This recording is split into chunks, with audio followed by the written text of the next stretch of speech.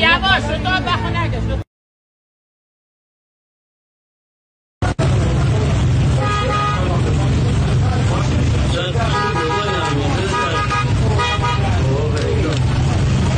زینی مونیتور بیا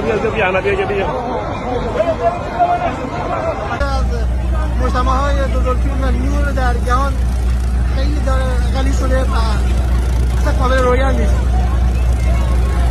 قضیه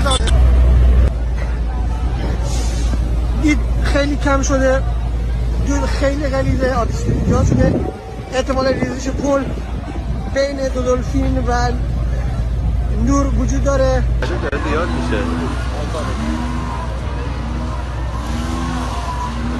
نور آتیش گرفته.